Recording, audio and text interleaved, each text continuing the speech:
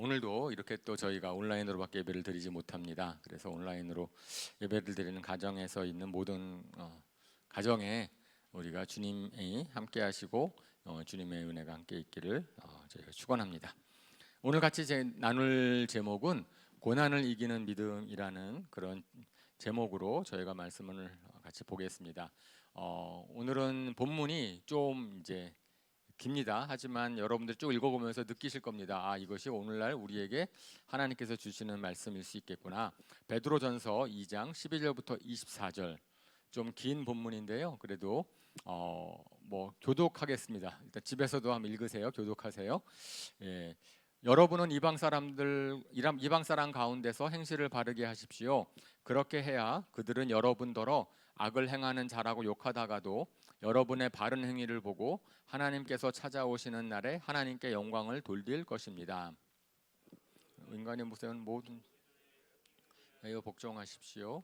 주권자인 왕에게나 총독들에게나 그렇게 하십시오. 총독들은 악을 행하는 사람에게 벌을 주고 선을 행하는 사람에게 상을 주게 하시려고 왕이 보낸 이들입니다. 선을 행함으로 어리석은 자들의 무지한 입을 막는 것이 하나님의 뜻입니다. 여러분은 자유인으로 사십시오. 그러나 그 자유를 악을 행하는 구실로 쓰지 말고 하나님의 종으로 사십시오. 모든 사람을 존중하며 믿음의 식구들을 사랑하며 하나님을 두려워하며 왕을 공경하십시오. 하인으로 있는 여러분, 극히 두려운 마음으로 주인에게 복종하십시오. 선량하고 너그러운 주인에게만 아니라 까다로운 주인에게도 그리하십시오. 억울하게 고난을 당하더라도 하나님을 생각하면서 괴로움을 참으면 그것은 아름다운 일입니다. 죄를 짓고 매를 맞으면서 참으면 그것이 무슨 자랑이 되겠습니까? 그러나 선을 행하다가 고난을 당하면서 참으면 그것은 하나님께서 보시기에 아름다운 일입니다. 바로 이것을 위하여 여러분은 부르심을 받았습니다. 그리스도께서는 여러분을 위하여 고난을 당하심으로써 여러분이 자기의 발자취를 따르게 하시려고 여러분에게 본을 남겨 놓으셨습니다. 그는 죄를 지으신 일이 없고 그의 입에서는 아무런 거짓도 찾아볼 수 없었습니다. 그는 모욕을 당하셨으나 모욕으로 갚지 않으시고 고난을 당하셨으나 위협하지 않으시고 정의롭게 심판하시는 이에게 다 맡기셨습니다. 그는 우리 죄를 자기의 몸에 몸소 지시고서 나무에 달리셨습니다. 그것은 우리가 죄에는 죽고 의에는 살게 하시려는 것이었습니다. 그가 매를 맞아 상함으로 여러분이 나음을 얻었습니다. 아멘. 예. 코로나19의 주범으로 교회가 비난의 표적이 되고 있지요. 예, 어저께 저도 저녁에 그것이 알고 싶다라는 프로를 우연치 않게 보면서 거기에서 이제 그 사랑제일교회와 정광훈 목사님에 대해서 심층 취재를 하였습니다. 그런 것을 보면서 마음이 아팠습니다. 반면에 저희가 어저께 시간이 있어서 낮에는 예수는 역사다라는 영화도 봤거든요. 참 대비가 되죠. 예수는 역사다라는 영화 여기 안 보신 분 있으면 보시길 바랍니다. 강추합니다. 리 스트로벨이라고 하는 그분의 실화를 바탕으로 한 영화 참 좋지요. 그러니까 대비됩니다.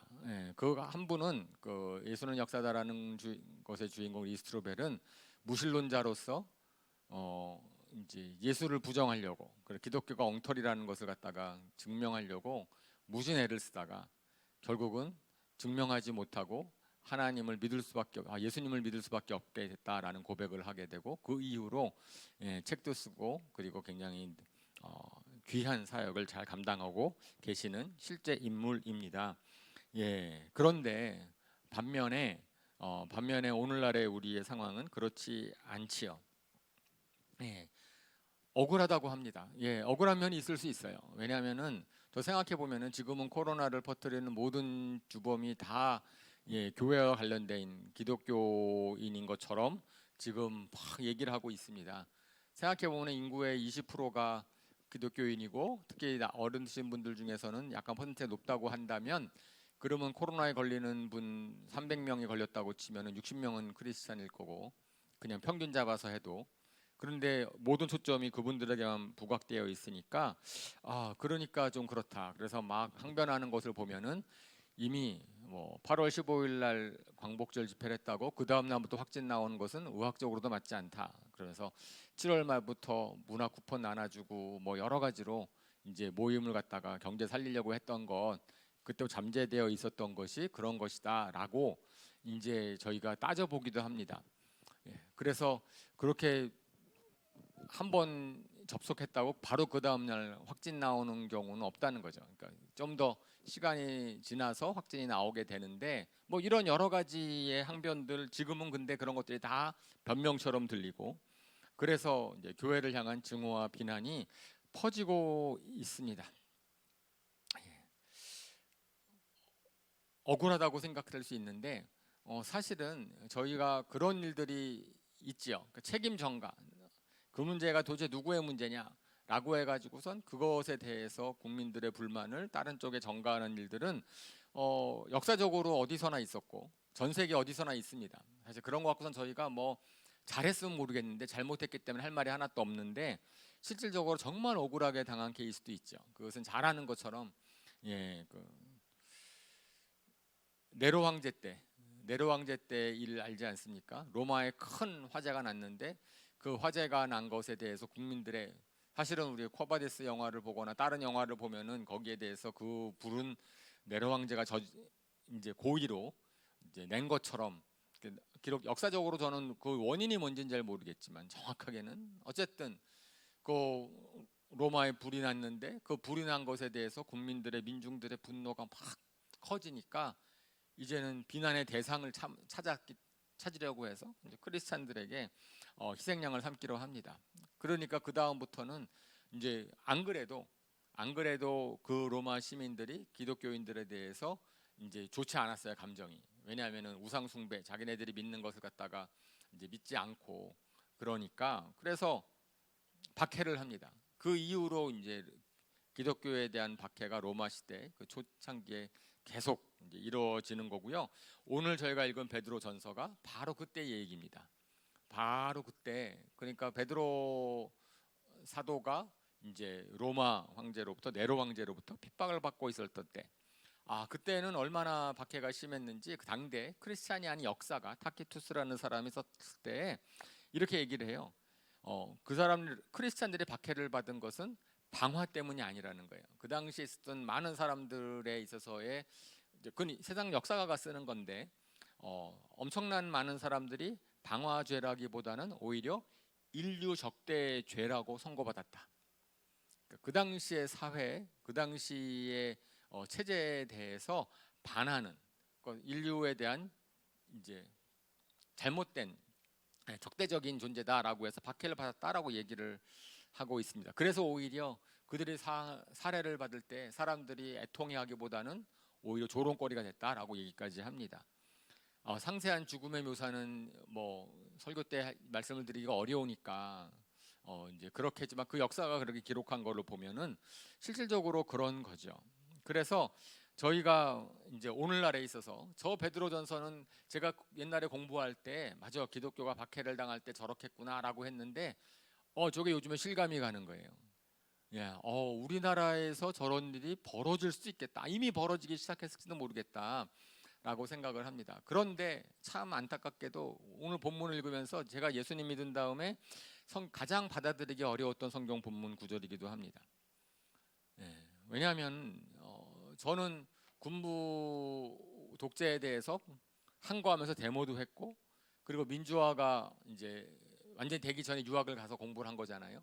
그래서 여전히 저 독재는 잘못된 거고 나쁜 것이고 거기에 대해서는 어떻게든지 간에 이제 항거를 해야 되고 그런데 13절 14절 말씀에 어떻게 돼 있냐면은 인간이 세운 모든 제도에 주님을 위해서 복종하렵니다. 주권자인 왕에게나 총독에게 그렇게 하래요. 예, 뭐 왕이나 주권자들은 총독이 잘하지 않았습니다. 그들이 기독교인들을 박해했는데 그들에게 복종하라고 성경이 얘기하고 있는 것, 그거 쉽지 않습니다. 17절, 18절, 하나님을 두려워하고 왕을 공경하십시오. 하인들인 여러분, 선량하고 너그러운 주인에게뿐 아니고 까다로운 주인에게, 악한 주인에게도 그렇게 하십시오라고 기록되어 있습니다. 고민이 되는 거예요. 이거 예수님 믿기로 했는데 믿고 싶은데 저런 말씀 어떻게 받아들여야 되는가? 예, 제일 쉬운 방법은 무시하는 거죠, 뭐. 그 말씀을 취사 선택하는 겁니다. 내가 듣기 좋은 은혜로운 말씀은 잘 받아들이고 저런 것은 애써 무시하는. 애써 무시하는 것, 그렇다 그러면은 이것은 옳은 태도는 아닙니다. 말씀을 혹시 여러분 우리도 그럴 수 있잖아요. 말씀을 읽을 때 제 마음에 안 와닿는 게 있으면 그러면 마음에 와닿는 것은 다 받아들이고 와닿지 않는 것을 갖다가 우리가 받아들이지 않기 시작을 한다면은 그러면은 그 뭐죠? 판단과 모든 것의 주인이 누가 되는 거예요? 우리 자신이 되는 거거든요. 그죠? 그 선악과를 내가 따먹은 거랑 똑같은 건데 그것이 죄라고 우리가 배웠고 알고 있는데 그런데 내가 내 기준으로 내 생각으로 말씀을 취사 선택한다고 한다면 그것은 문제가 있겠죠. 그죠? 제가 그것을 알고 있었기 때문에 그래서 힘든 거예요. 성경 말씀과 내가 생각하는 것과 다를 때 어떻게 할 것인가? 예, 정답은 압니다. 뭐죠? 성경 말씀을 받아들이고 내 생각을 바꾸는 게 맞아요. 잘 안 되는 거예요. 근데 이게 왜 이해가 잘 안 가거든요. 제 이성으로 제 판단으로 이해가 잘 안 갑니다. 그래서 뭐 저는 어떻게 했냐면은 일단은 모를 때 내 생각에 맞고 성경 말씀은 틀려라는 결론을 내리지 않고 제가 그것을 언젠가는 깨닫게 되겠지. 일단은 이제 성경을 지식적으로 기억하고 마음으로 와닿지 않는다 할지라도 일단 그 다음에는 제가 이제 묵상을 하는 겁니다. 많이 생각을 하는 거예요. 그래서 사실은 이 말씀에 대해서 제가 많이 생각하지 않을 수가 없었습니다. 방금 말씀드린 그런 연유에 의하여 제 마음에는 와닿지 않았는데 하나님께서는 왜 이렇게 말씀을 하셨을까? 더군다나 베드로 사도는 왜 이렇게 말씀을 하셨을까? 저희가 억울한 고난, 악한 어쨌든 좀 억울하다. 이것은 정의롭지 못하다. 이런 경우에 거기에 복종하고 그럼에도 불구하고 타협하는 것 이것이 정의와 공의의 하나님에 어울리는가 맞는가? 그런데 생각해 보니까요. 이것은 하나님이 절대로 그런 의도로 얘기하신 것이 아니겠더라고요. 왜요? 하나님은 공의로우신 분이시고 특별히 우리가 잘 아는 것처럼 베드로 사도랑 예수님은 그렇게 살지 않았습니다. 베드로 두 분은 악한 권세에 복종하지도 않으셨고 악한 권세 가운데서 타협하지도 않으셨어요. 당시의 제도에 의해서 죽음을 당하셨습니다. 그러므로 여기서 성경에서 복종하라고 하는 것은 그들에게 동조하라라든지 그들의 편에 서라라고 하는 것과는 단연히 다른 것이다라는 것을 우리가 알 수 있습니다. 그래서 제가 말씀을 묵상하는 가운데 우리의 초점은 복종에게 잠깐 초점이 갖춰져 있는데 사실은 베드로 사도가 여기서 말씀하려고 했던 것의 초점은 주님을 위해서입니다. 그러니까 우리가 어떤 일을 당할 때, 억울한 일을 당할 때 그 일에 대해서 판단을 내리는 기준이 내가 복종할 것이냐 말 것이냐의 기준이 아니라는 거죠. 거기에서는 이제 주님을 위한 것이냐 아니면 내가 어떻게 하는 것이 주님을 위한 것이냐 그 상황 가운데서 어떻게 하는 것이 주님을 위한 것이냐 라고 하는 것이 저희가 억울한 일을 잘 못 견딥니다. 억울한 일을 당하면 거기 항변하고 싶어요. 거기서 보복하려고 합니다. 그렇기 때문에 이제 특별히 권세 있는 자들에게 있어서는 저희가 항변할 수 있는데 그러한 행동이 주님을 위한 거냐 나를 위한 거냐 이런 내용이지요. 지금 아까도 초반에 말씀을 드렸다시피 교회가 이제 비난을 받고 있습니다. 교회가 일종의 억울한 고난, 특정 교회랑 특정 목사님에 대한 것을 모든 교회랑 모든 크리스찬들에게 지금 이제 오고 있는 것이 억울한 면이 있습니다. 그죠? 사실은 그런 경우에 억울하다 할지라도 실질적으로 복종하라라고 했으면 방역에 철저하게 어쨌든 뭐 검역 받고 동선 숨기지 않고 뭐 이렇게 도와드려야 되는 거겠지만은 사실은 그 몇몇 분들은 억울하다는 것 때문에 이제 그렇게 하지 않아요. 그러고 났더니 결과가 어떤 일이 생겼어요? 비난이 더 가중됩니다. 비난이 더 가중되고 전 정말 안타까운 거예요. 뭐가 주님을 위하는 것인가? 사실은 주님을 알지 못하는 사람들은 우리 크리스찬들을 통해서 하나님이 어떤 분이신지 또 하나님이 우리에게 말씀하는 것이 무엇인지를 알게 됩니다. 그래서 사람들이 그러니까 예수님 믿는 우리들 말고 예수님 믿지 않는 사람들이 도대체 하나님은 저들에게 무엇을 말씀하시고 계시는가에 대한 것을 우리의 태도로 알게 될 터인데, 근데 고난을 받을 때 분명히 하나님께서는 오늘 주님을 위해서 복종하라라고 되어 있는데, 그렇지 않고 거기에 대해서 억울하다고 반발하는 것이 과연 이제 맞게 전달되는 것인가? 오히려 많은 사람들로 하여금 기독교에 대해서, 그 예수님에 대해서, 하나님에 대해서 오해하게 만드는 것은 아닐까? 저는 그래서 이것이 굉장히 중요한 영적인 전쟁이라고 생각을 합니다. 현재로서는 저는 어떤 면에서는 영적 전쟁, 그 우리가 성경에서 얘기할 때 이것은 사탄과의 악한 영과 하나님과 인간과의 관계를 갈라놓으려고 하는, 실질적으로 우리가 우리의 억울함 때문에 예수님을 알지 못하는 사람들로 하여금 기독교에 대해서, 교회에 대해서 반감을 갖게 만든다면 이것은 어쩌면 주님을 위한 것이 아니다. 우리가 이 고난을 당하는 상황 가운데서, 그래서 오늘 본문에서 계속 얘기하잖아요. 본문에서 얘기하는 것에 첫 번째로 계속 우리에게 주목하고 있는 말씀은 뭐냐면은 뭐래요? 참으랍니다. 고난을 당하면서 참으십시오. 주님을 위하여 참으십시오라고 얘기를 합니다. 19절에도 참으라고, 하나님을 생각하면서 괴로움을 참으라고 하고, 20절에도 선을 행하다가 고난을 참으라고 얘기를 합니다. 그런데 그것이 뭐라고요? 하나님 보시기에 아름다운 것이다 라고 얘기를 합니다. 그리고 21절에서는 그것을 위해서 부르심을 받았대요. 그래서 예수님이 본을 보이셨대요.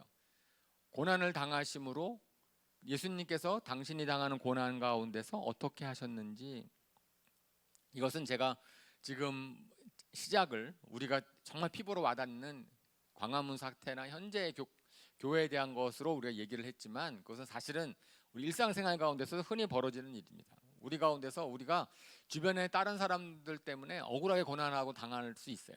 아주 억울하다. 내가 이렇게 당하는 것은 억울하다. 그렇게 얘기를 할 때, 그럴 때 우리는 자연스러운 반응이 억울하니까 풀어야죠. 억울한 것을 갖다가 어떻게 해야죠. 그런데 성경에서는 그러지 말라는 거예요. 그러지 말고 생각해 보라는 겁니다. 무조건 억울함을 당하라 이렇게 얘기하는 게 아니고, 내가 여기서 이 억울함을 당할 때에 우리의 관점이, 우리의 생각하는 초점이 뭐가 되어야 되냐면 내가 억울하냐가 아니에요. 내가 억울한 것이냐라고 하는 것은 믿지 않는 사람들은 그렇게 반응하겠지만, 내가 억울하니까 이건 풀어야지. 그런데 예수님 믿는 사람들은 뭘 생각해야 되는 거예요? 어떻게 하는 것이 주님을 위하는 것인가? 내가 이 억울한 일을 당했을 때 어떻게 하는 것이, 내가 화를 내면은 상황이 더 악화되는 경우가 많아요. 그죠? 그랬을 때 억울함을 푼다고 난 정당해, 어쩔 수 없어 이렇게 얘기하는 것은 나를 이해해 달라는 겁니다. 나를. 하지만 사람들은 그런 상황 가운데서 나를 이해하지 않아요. 나를 보지 않고, 안 믿는 사람들 같은 경우는 뭐죠? 도대체 저분이 하나님 믿는다고 했는데 억울한 일을 저렇게 풀어? 그럼 뭐지? 하나님이 저분에게는 어떻게 얘기를 하고 계시지? 이렇게 하는 거죠. 참는 것은 결코 쉬운 일이 아니죠. 제가 때로는 참을 수밖에 없는 때가 있어요. 힘이 없을 때. 그죠? 참지 않으면 뭐 특별히 할 말 없을 때, 뭐 어떻게 하겠어요? 그럴 때는 참을 수밖에 없죠. 내가 지금은 참는다, 뭐 이러는 거.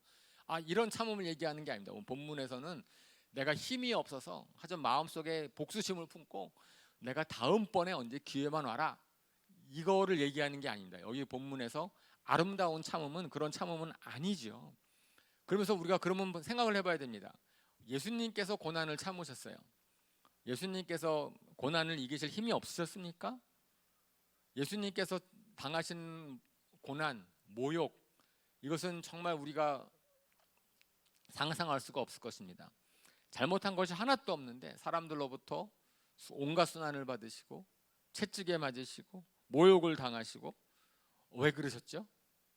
예수님에게 있어서는 이 고난 가운데서 예수님은 하나님을 생각하셨어요. 도대체 하나님이 뭘 원하시지? 하나님을 위하는 것이 뭘까? 그러므로 고난을 참음으로 말미암아서 예수님께서는 하나님에 대한 전폭적인 신뢰와 사랑을 드러내셨고, 우리가 그것을 압니다. 실질적으로 우리는 나중에 알아요. 예수님이 그 고난을 받으셨기 때문에 뭘 알게 됐어요?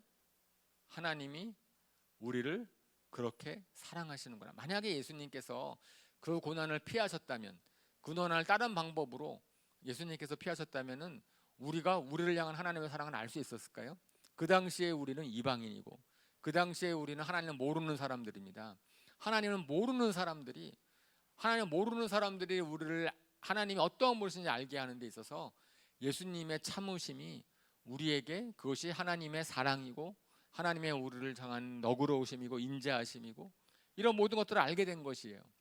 그러면 우리가 마찬가지죠. 제가 고난을 당했을 때 이 고난에 대한 것이 내가 참음으로 말미암아서 하나님을 알지 못하는 주변 사람들이, 세상 사람들이 하나님이 이런 분이시구나라는 것을 알게 된다면 그러면 참을 수 있다는 겁니다.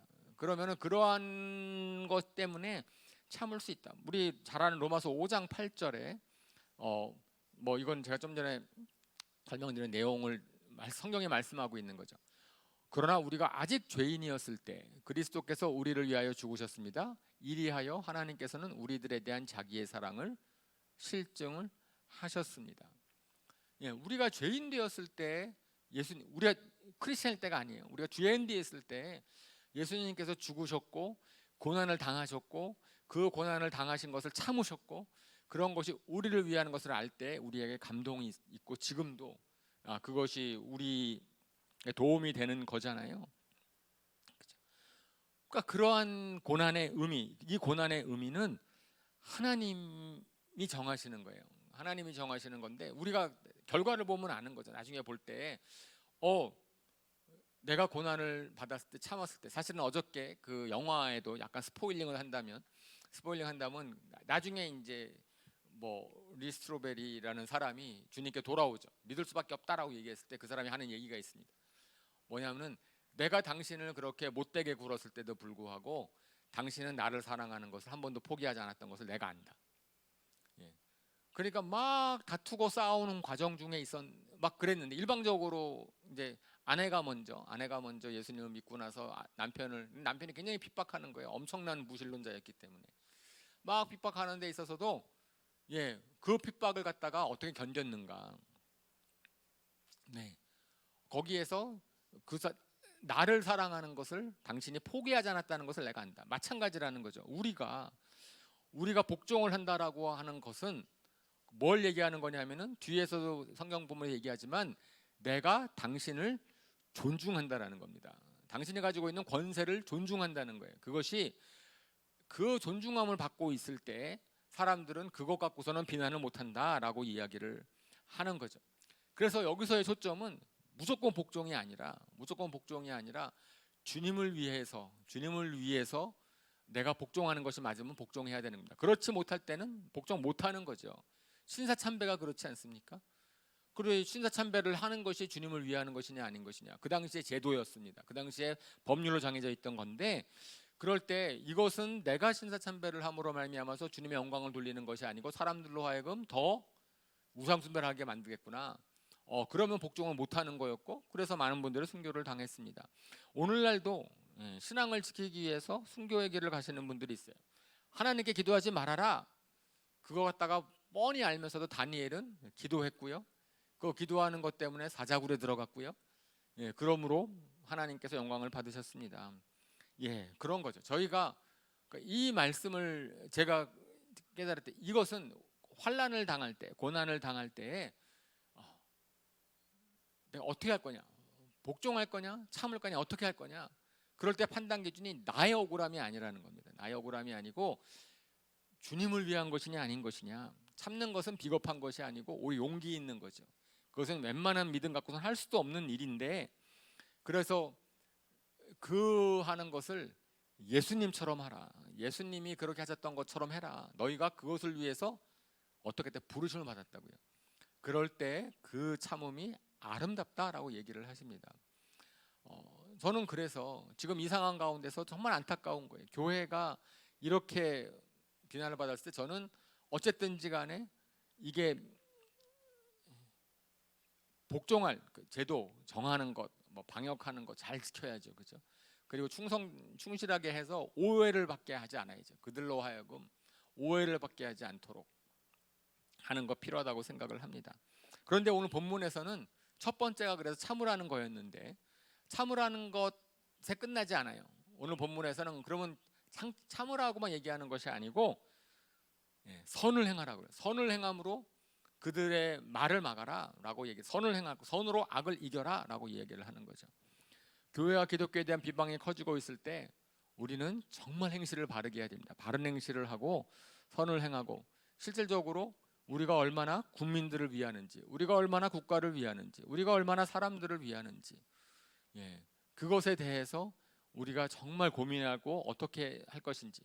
왜냐하면은 저는 이 모든 상황 가운데서 우리가 성경에서 항상 말씀하시는 것이 뭐냐면은 영적 관점에서 보라는 거, 영적 전쟁으로 보라는 겁니다. 사탄은 모든 관계성을 다 파괴하려고 합니다.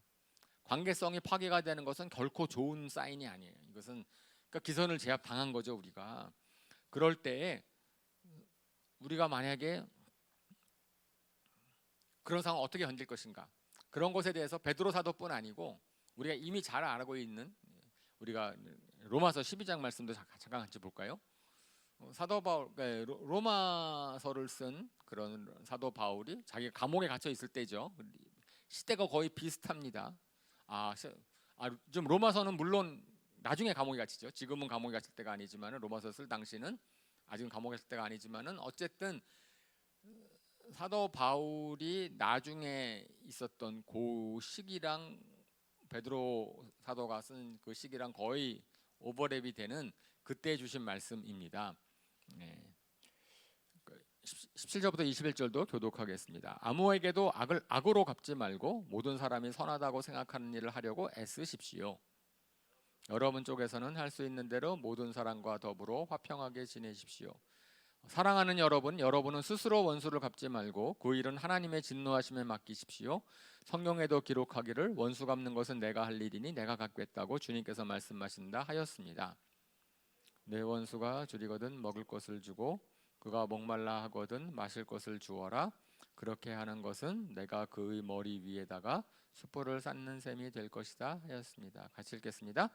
악에게 지지 말고 선으로 악을 이기십시오. 오늘 베드로 사도가 하시는 말씀이랑 로마서에서 사도 바울이 하는 말씀이랑 동일합니다. 뭐라고요? 선으로 악을 이겨라. 첫 번째, 악을 악으로 갚지 말라. 안갚음하지 말라. 보복하지 말라고 합니다. 쉽지 않습니다. 우리가 당했어요. 당했으면 가만히 있으면 비겁한 것 같고 강행이 있으면 그래서 우리는 갚아주려고 합니다.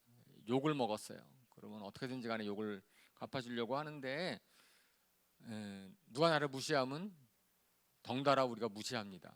너만 나를 무시하는 게 아니야. 나도 너를 무시할 수 있어. 이렇게 하잖아요. 근데 우리가 거기에서 항상 좀 더 나가죠. 너가 하나를 했으면 난 둘로 갚아줄 거야. 이런 것이 우리 인간의 마음속에 있는 아마 어쩌면 본성일 겁니다. 죄성일 겁니다. 우리 가운데 있는 그런 거죠. 그래서 우리의 그러한 인간의 본성을 알기 때문에 구약 성경에서는 뭐라고 되어 있어요? 과잉보복을 금지시킵니다. 눈은 눈으로, 이는 이로. 그것이 뭐죠? 과잉보복 금지법이라고 하는 거잖아요. 그 사회의 질서를 위해서 딱 당한 만큼만 너희가 갚도록 하는 것은 내가 허용해 주겠다라고 이야기하는, 그게 공의로운 거다. 사실은 그렇게 우리가 이해를 합니다. 성경에서. 그래서 그거는 나쁜 법이 아니고 율법, 성경에 나와 있는 법이니까 이제 그렇게 하는 거죠. 그런데 그 법을 잘 지킨다고 해서 관계가 좋아지지 않습니다. 누가 나한테 한 대를 딱 때렸는데 나도 한 대를 딱 때렸어요. 그리고 자 쌤 이제 됐지 이제 이렇게 되는 거로 해서 그 공의, 정당하게 공의는 이루어지는 판정을 내렸을지 모르지만은 사실은 그것이 사탄과의 관계를 깨는 영적인 싸움에서는 전혀 해결책이 되질 않습니다. 그래서 예수님께서 마태복음 5장 38절 39절에 이렇게 말씀을 하십니다. 잘하는 말씀이에요.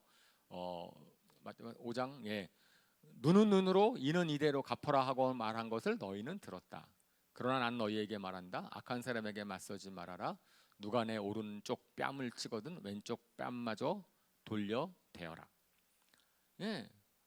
구약 성경에서는 분명히 되어 있고 성경의 말씀이에요. 과잉보복 금지, 딱 너가 당한 만큼만 갚아라 라고 얘기하는 것. 오히려 그것이 어쩌면 정당하게 느껴지고 공의롭게 느껴지고 그러는데 예수님이 다른 말씀을 하시는 거잖아요. 보복하지 말라고 하잖아요. 그죠? 왜요? 돌을 닦고 다 수양을 해서 인품이 거룩해지길 원해서입니까? 아니, 그렇지 않다는 거예요. 우리를 그렇게 아주 그냥 수준 높은 성인의 반열에 이르는 것처럼 돛닦게 하려고 우리로 수양을 하라라고 말씀하시는 게 아닙니다. 이거 똑같이요. 저는 예수님께서 이렇게 말씀하시는 이유는 뭐 위해서요? 악을 위해서입니다. 악을 이기기 위해서. 이 싸움은 악과 관계성 깨지냐 안 깨지냐에 대한 그런 악과의 싸움이다라는 것을 이제 우리한테 계속 생각하게 하시는 거죠. 제가 이것은 정말 가끔 말씀을 기억나고, 왜냐하면 저의 너무나 큰 영향을 준 것이기 때문에 제가 여러분에게도 방배교회에서도 말씀을 한번 드린 적이 있어요. 아주 오래전에. 오래전 아마 또 한번 반복해서 말씀지도 몰라요. 그런 것 혹시 안 들으신 분도 계실 수도 있고 잊어버리신 분도 계실 수 있으니까 한 번 더 말씀을 드리면, 마틴 루터 킹 목사님으로부터 감동받은 이야기입니다. 아마 기억하시는 분 계실 터인데, 마틴 루터 킹 목사님이 흑인 인권 운동을 위하여서 비폭력적인 방법으로 데모를 하셨습니다. 데모를 하셔서 데모를 이끌었고, 뭐 그런 일을 한 건 유명한 분이죠. 제가 그분은 존경을 하고, 사실은 근데 제가 그분의 기념관을 방문했을 때 제가 이제 딱 정말 감동을 받은 것은 그 당시에 있었던 뉴스거리, 그 다음에 TV 이런 것들이 기념관에 막 보여지고 있거든요. 그러면 굉장히 당하는 거예요, 데모대들. 제가 데모를 해봐서 알잖아요. 많이 뭐 적극적으로 많이 해보진 않지만 꽤 해봤는데, 그럴 때 뭐 평화롭게 할 때는 문제가 없어요. 저쪽에서 진압하는 쪽에서 굉장히 폭력적인 방법을 씁니다. 뭐 최루탄 쏘는 것까지는 괜찮은데 이제 막 잡으러 오면은, 그러면 데모대들이 돌도 던지고 막 던지기 시작을 합니다. 반항을 하는 거죠. 안 잡혀가려고. 그런 것은 너무나 자연스러운 거예요. 그죠? 자기가 당하는데. 그런데 마틴 루터 킹 목사님 당시에 오히려 더 심하게, 요즘 경찰도 무섭잖아요. 백인 경찰들. 여러분, 미국은 우리나라 경찰과 다릅니다. 그죠? 미국에서 잠 가셔서 보신 분들 있잖아요. 경찰에 딱 오면은요, 꼼짝 말아요. 이건 뭐 꼼짝했다가는 그냥 뭐 어떻게 뭐 해도 항거할 게 아니에요.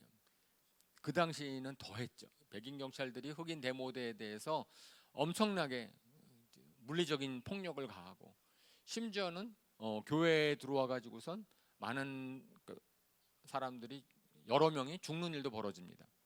그런데 제가 감동을 받은 게 뭐냐면은, 데모대들이 끝까지 비폭력으로 하는 겁니다. 저는 마틴 루터 킹 목사님이 폭력을 안 쓰는 건 이해를 해요. 저분은 신앙이 좋으신 분이니까, 저분은 성품이 좋으니까, 저분은 그럴만해. 그런데 수십만이 되는 데모대들이 어떻게 폭력을 안 쓰냐고요. 자기네들이 당하는데. 그 많은 사람들이 데모를 하는 데 있어서 자기네 아이들이 죽어가는데, 사실은 마틴 루터 킹 목사님이 나중에 암살을 당하는데, 암살을 당하는 그 과정 가운데서도 흑인 데모대들이 폭력을 안 씁니다. 평화롭게 이어가요. 제가 거기에 감동을 받은 겁니다.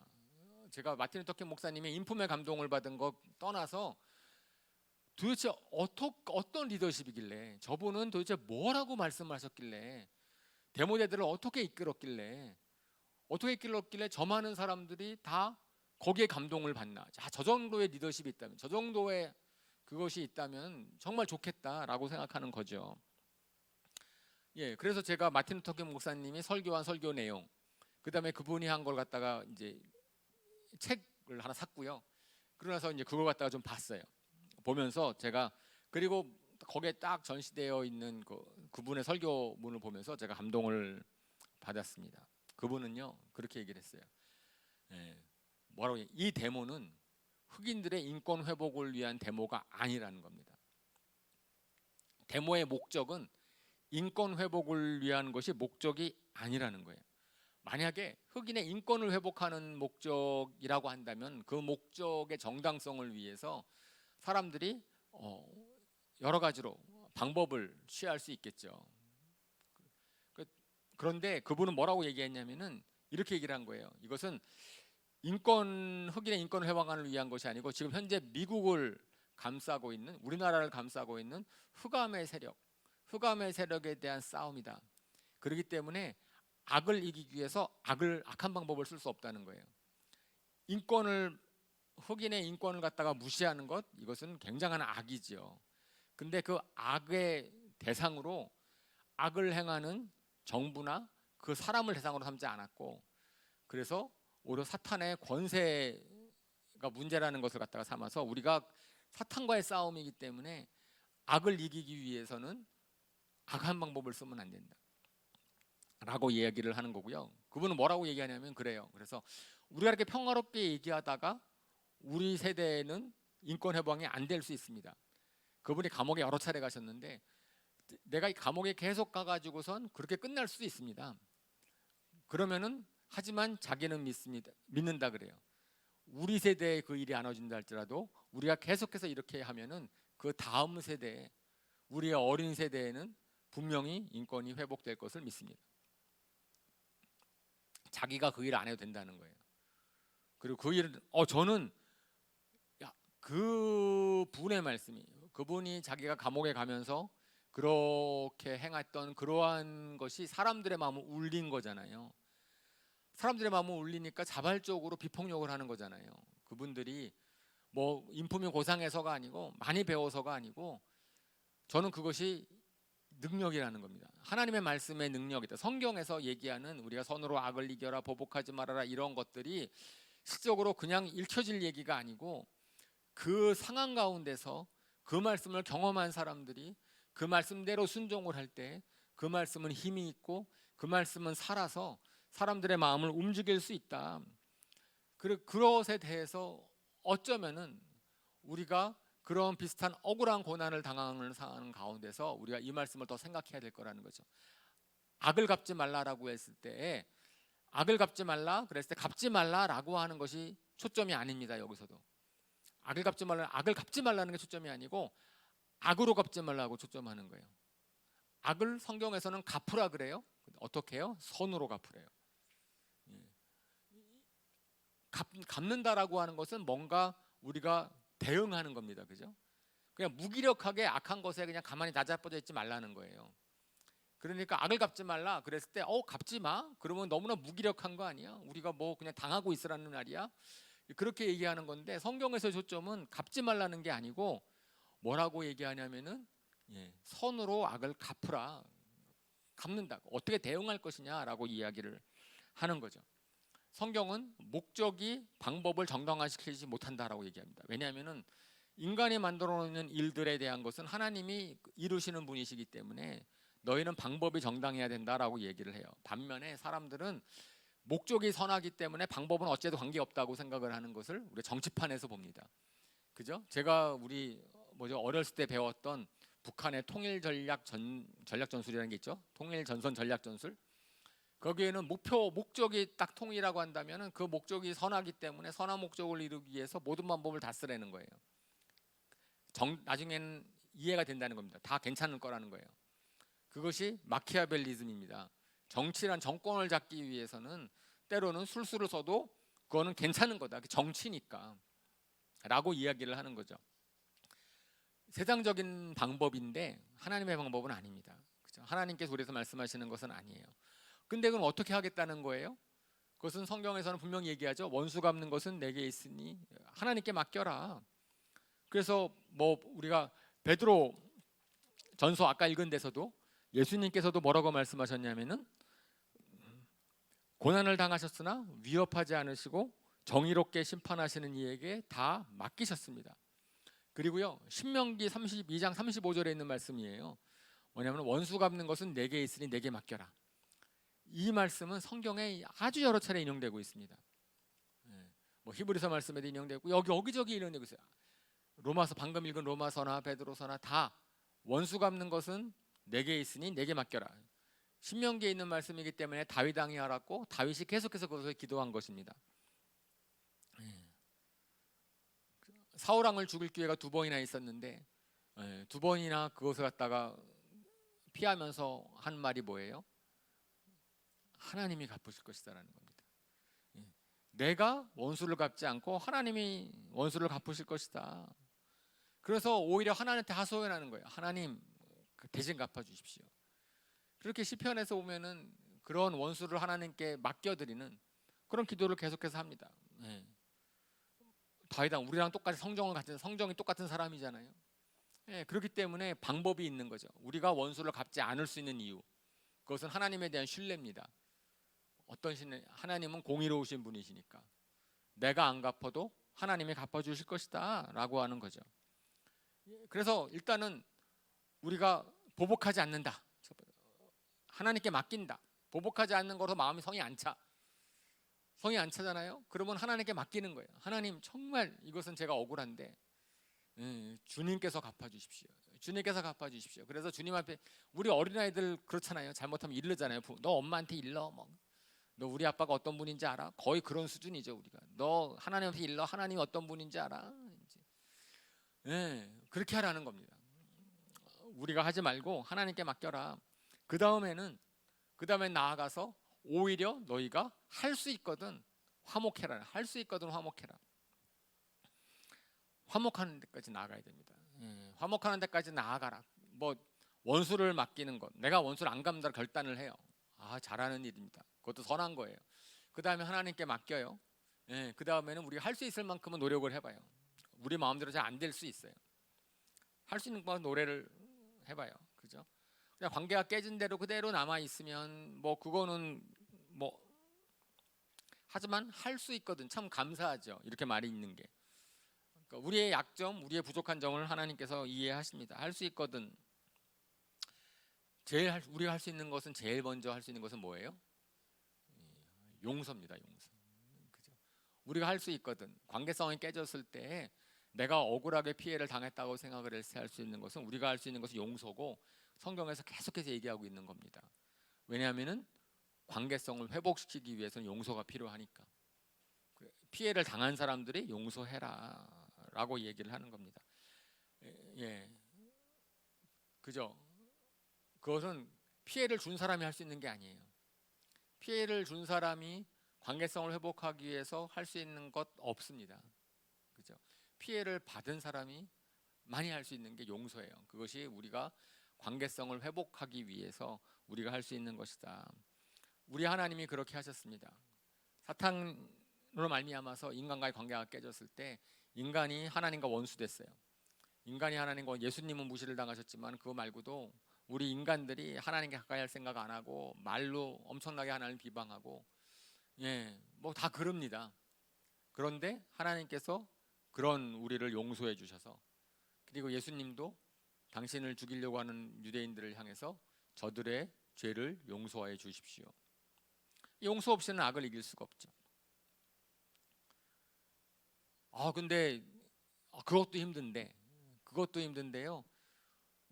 우리 예수님과 우리 사도 바울은 너무 힘든 말을 하세요. 우리한테 원수를 축복하래요. 원수를 사랑하랍니다.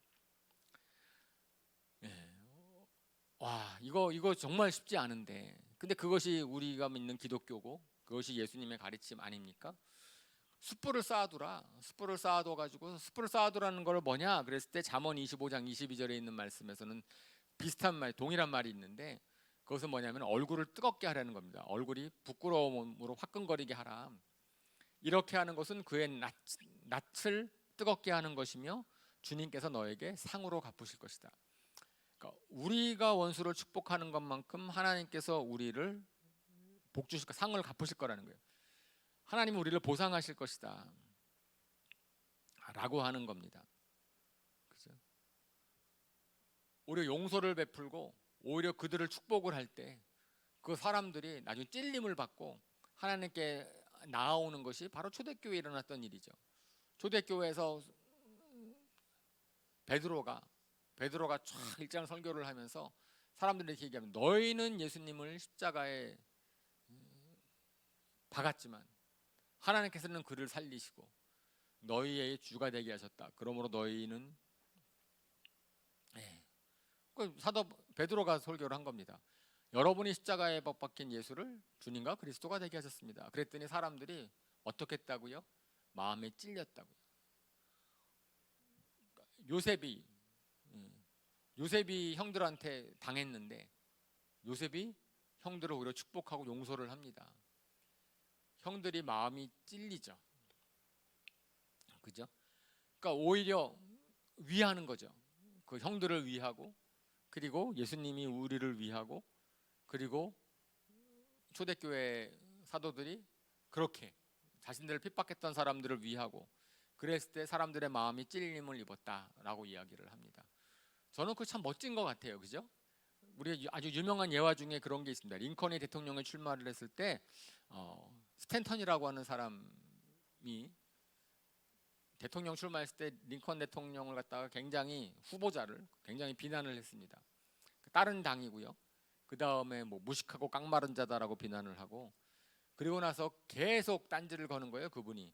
그런데 이제 링컨 대통령이 노예 해방 전쟁을 할 때 그분을 국방장관에 임명을 합니다. 주변 사람들이 다 말리죠. 어떻게 그분을 국방장관에 임명을 할 수 있습니까? 당신 정적이었고 당신을 비난했던 사람인데. 그랬더니 그 링컨 대통령이 하는 말이 있습니다. 나를 그렇게 비난할 만큼 저 사람은 열정이 있는 사람, 국가를 위한 열정이 있는 사람이다. 자신의 믿음이 나랑 달랐을지 몰라도 지금은 저렇게 국가를 사랑하는 열정이 있는 사람이 필요로 하다.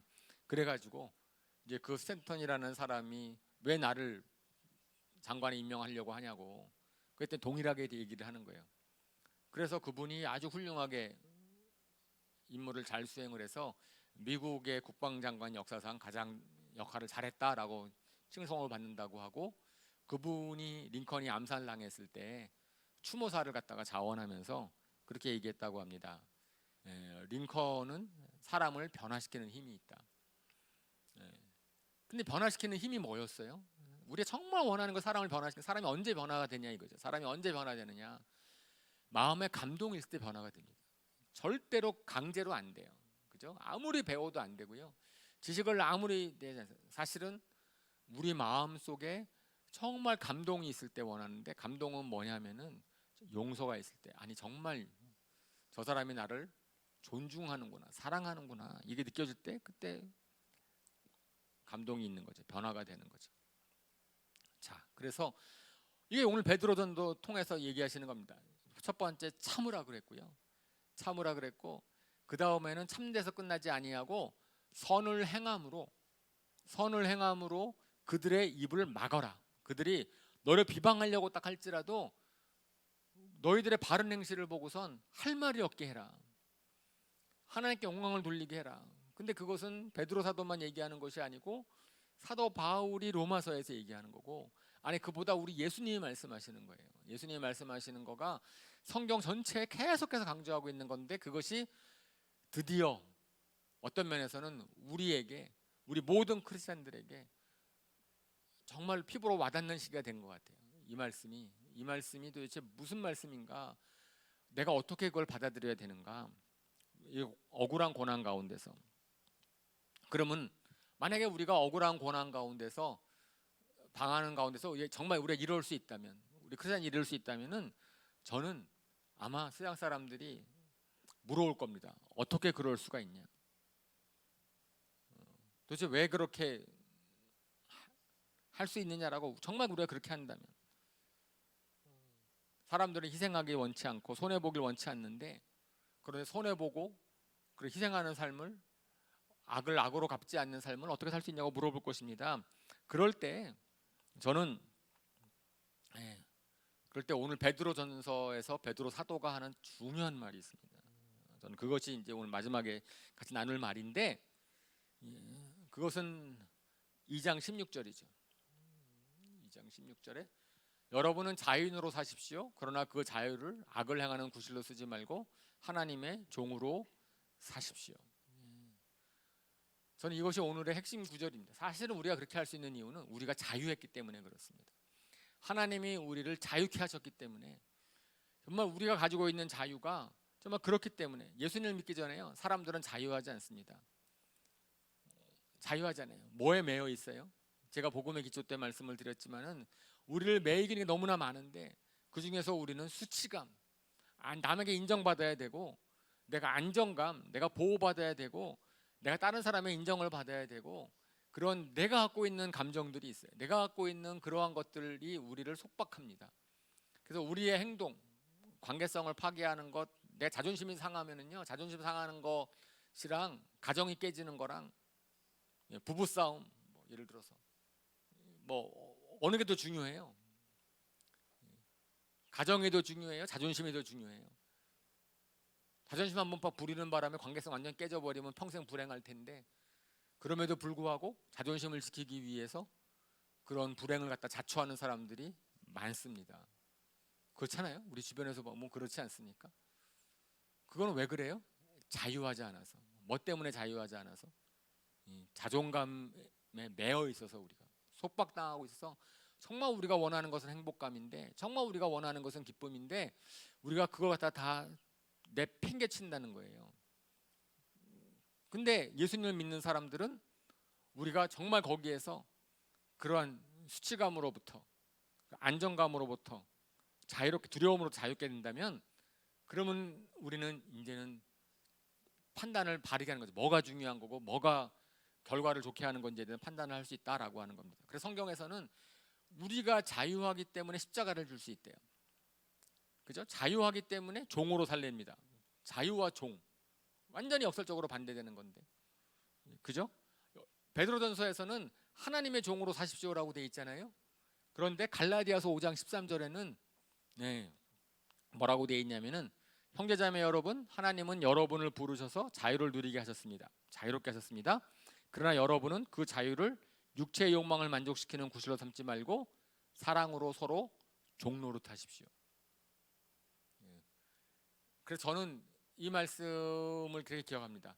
진정한 자유인이 종이 될 수 있다. 억지로 되는 종이 아니고 자원하는 종. 정말 자유하기 때문에 종이 돼도 하나도 꺼릴 게 없는 거예요. 남을 섬기는 것 때문에 내가 자존심 상할 것도 없이 그 종이 되는 자유. 그래서 억울함을 참을 수 있는 자유. 내가 억울함을 어떻게 우리가 보복까지 참을 수 있습니까? 진정 자유한 만큼 참을 수 있어요. 우리가 막 화가 났어요. 막 미움과 분노에 막 빠져 있어. 그러면 미움과 분노에 속박되어 있는, 우리가 용서로도 그렇잖아요. 어떻게 용서할 수 있습니까? 미움과 분노로부터 자유할 때 용서할 수 있습니다. 오히려 미워지면은요, 우리가 막 나의 감정도 어찌할 바를 모르겠고 완전히 속박당하거든요, 그 감정 때문에. 그런데 용서는 그래서 미움을 이기는, 미움이란 속박을 이기는 가장 효과적인 방법이에요. 정말 그 유일한 방법이죠. 그렇게 하는 거라고 얘기를 합니다. 그러니까 우리가 오늘 말씀드리는 것을 율법적으로 받아들이면 어려워요. 율법적으로 받아들이면 정말 우리가 돛 닦아야 돼요. 우리는 어쩌면 산에 올라가야 될지도 몰라요. 그런 식으로 하려면. 근데 그것이 아닙니다. 그것이 아니고 어떻게 가능한 거냐면은, 내가 정말 주님 안에서 자유가 됐는가, 나는 정말 예수님을 닮아가기를 원하는가, 예수님은 나에게 어떤 분인가, 이런 거죠. 예수님께서 그래서 말씀하시는 겁니다. 십자가를 지고 나를 쫓지 않는 자는 능인의 제자가 되지 못한다. 근데 십자가는 어떤 거예요? 십자가는 우리 신촌 하나교회 임성을 전사님이 아주 간단하게 말씀하시는 것, 저는 좋은 표현이라고 생각해요. 십자가는 뭐예요? 십자가는 억울한 거예요. 십자가를 져라. 뭐가 십자가를 지는 겁니까? 뭐 대단한 일을 하라는 겁니까? 아니요. 십자가는 그냥 억울한 거. 억울한 것을 어떻게 내가 대할 거냐, 억울한 것을 어떻게 참을 거냐. 그거 거기에서 실제로 그거 하면 예수님께서는 오늘 본문에서도 베드로 사도도 뭐라 그러냐면, 너희가 그것을 위해서 본을 받았다. 예수님으로 하여금 본을 보이게 했다. 하나님이 우리를 부르신 목적이래요. 우리가 십자가를 지는 삶을 사는 게. 왜요? 그래야지 사람들이 하나님을 알게 되니까. 이 세상의 모든 사람들은 다 이기적이고 다 자기중심적이고 자기 손해보지 않으려고 하고, 그럴 때 우리가 십자가를 지는 삶을 통해서 억울한 고난을 당할 때 그걸 갖다가 참음을 통해서 사람들에게 하나님이 저렇게 가르치셨구나, 와, 하나님은 저런 분이시구나. 우리가 어떻게 행동하느냐가 하나님이 우리한테 뭐라고 말씀하시는지를 드러낸다니까요. 하나님이 보복하라고 하셨습니까? 하나님이 갚으라고 하셨어요, 악으로? 아니요. 그런데 지금 저는 안타까운 거예요. 그래서 우리가 뭔가 잘못하고 있다, 지금 교회가. 저는 오늘 본문에서 아름다운 일, 하나님은 정말 아름다운 걸 원하시는데 뭘 아름답다고 하셨는가? 성경에서 아름답다고 한 표현들이 있잖아요, 그죠? 복음 두고 산을 넘는 그것이 아름답다라고 했어요. 그런데 오늘은 뭐죠? 고난을 참으면, 주님을 위해서 고난을 참으면 그것이 아름다운 일이다. 예수님을 아름다우신 분이라고 합니다. 예수님이 왜 아름다우신 분이세요? 우리를 위해서 십자가를 지신 것이 아름다운 거거든요. 그러니까 저도 우리가 그런 아름다운 사람이 될 수 있기를 원합니다.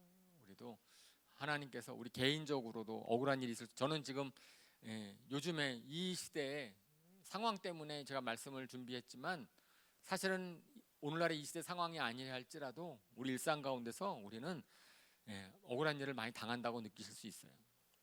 주변의 사람들로부터. 그렇죠? 그럴 때 우리 개인적으로 적용을 합시다.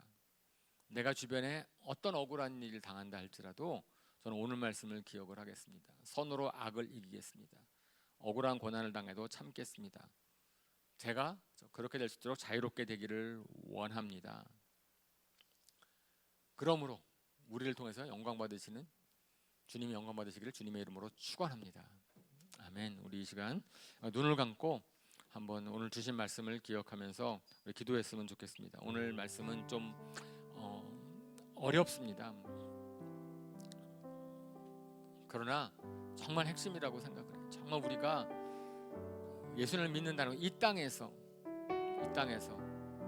그죠? 분명히 사탄의 권세를 잡은 이 땅은 교회나 우리들에 대해서 결코 호의적이지 않습니다. 기회가 있으면 우리를 비방할 여러 가지 것들을 가지려고 애를 쓸 거예요.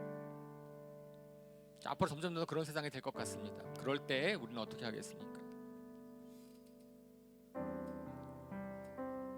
그런데 오늘 하나님께서 오히려 그런 상황 가운데서 우리를 부르셨다. 우리 부르신 목적이라고 합니다. 그런 상황 가운데서 오히려 주님께서 영광 받을 수 있다고. 정말 우리가 그러한 자유를 누렸으면 좋겠습니다. 십자가를 지기로 결단하는 그러한 자유.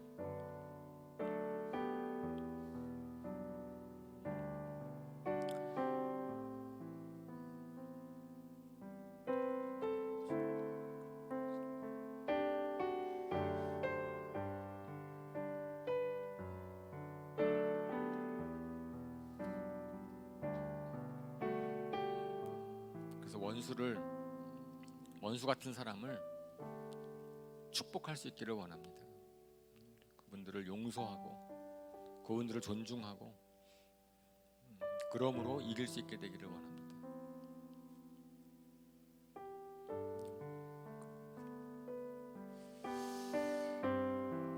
우리 그런 마음 주님 앞에 고백했으면 우리 이제 이 시간에는 헌신 찬양하시겠습니다.